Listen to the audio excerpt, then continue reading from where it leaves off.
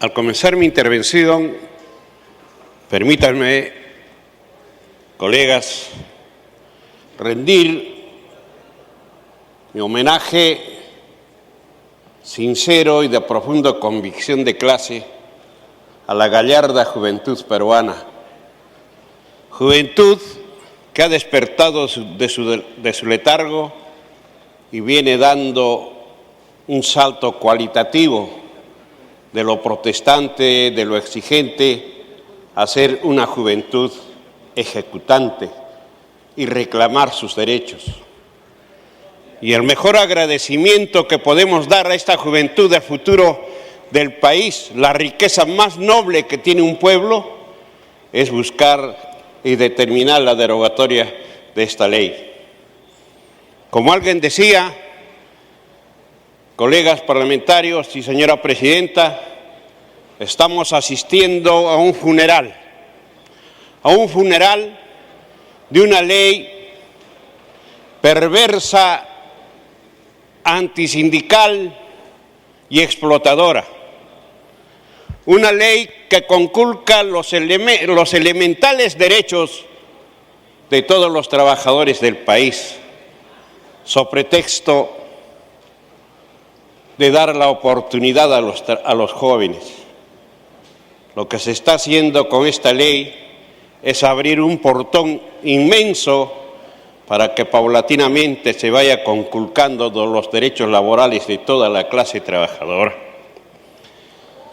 Pero esta aberrante y esta ley de marras tiene sus responsables, que la historia de los pueblos debe conocerlo y muy especialmente el país. Y los que generaron, los que crearon y los que fomentaron y lo defienden aún son precisamente los representantes de los grandes empresarios quienes están en el gabinete. Y vamos a ser claros, el señor ministro de Economía y el señor ministro de la Producción. Estos dos señores que por vergüenza propia, que por respeto al pueblo peruano, deben de renunciar porque el pueblo los repudia y no los necesita. Y hablando de ministros también, tenemos que llamar la atención la conducta de un ministro del Interior que ha tenido la osadía de ensuciar, de enlodar y de poner a la política en la inmundicia más grande de esta sociedad. Este señor no entiende que hacer política es hacer pedagogía, no entiende que hacer política es hacer educación.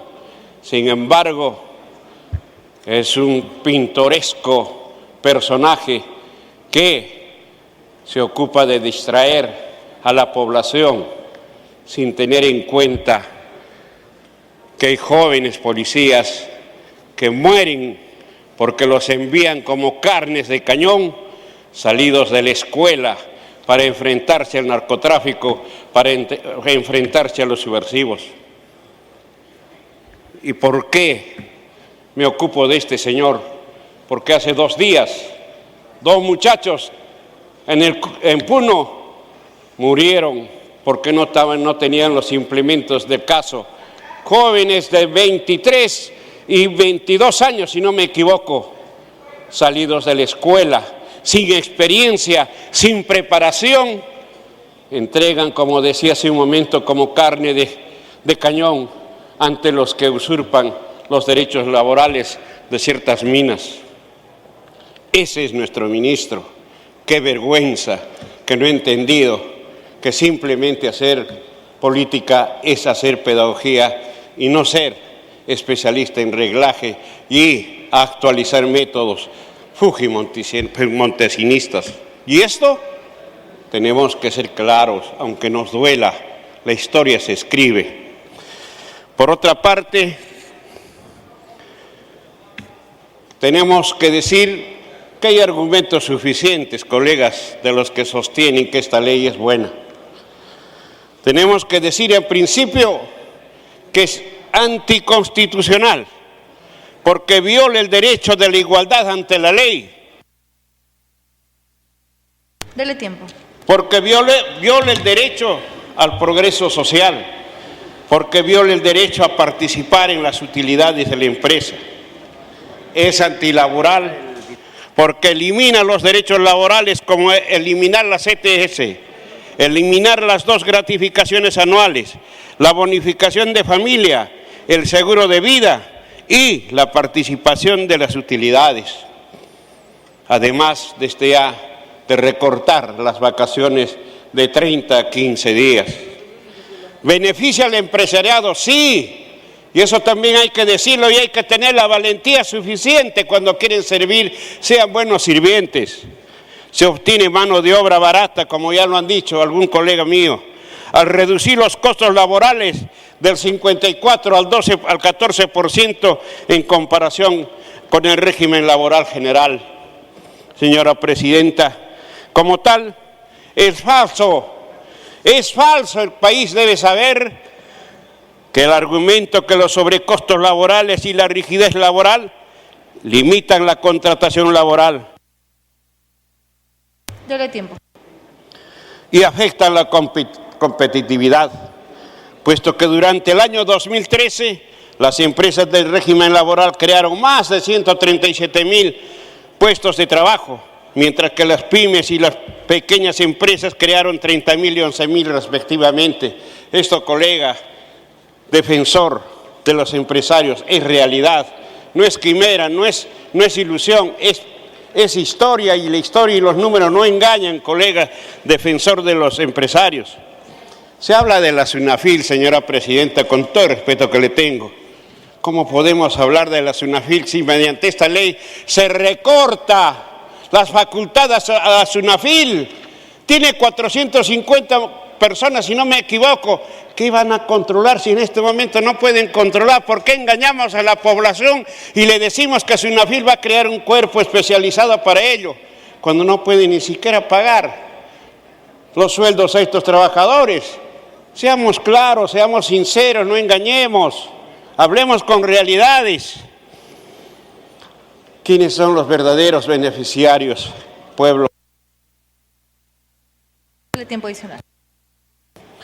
Los verdaderos beneficiarios de la norma son, primero, las empresas dedicadas a las actividades productivas y servicios orientados al mercado externo.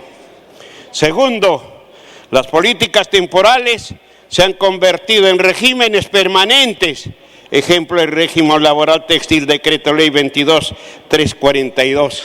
¿Acaso esto no fue creado también para flexibilizar las ganancias de los empresarios hace 40 años?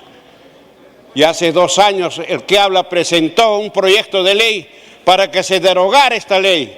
Sin embargo, algunos colegas que todavía aún siguen manipulados como fichas de ajedrez, retiraron sus firmas y dejaron que esto pasara al archivo. ¿Esto es consecuencia? No, esto también es realidad. Por otra parte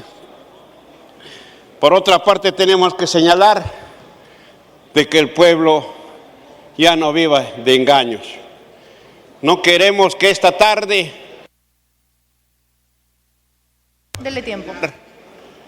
Para terminar, señora Presidenta, no queremos que la historia nos juzgue a los parlamentarios que tenemos una posición ecléctica del ser y no ser, y estemos bailando al compás de la musicalidad que nos tocan.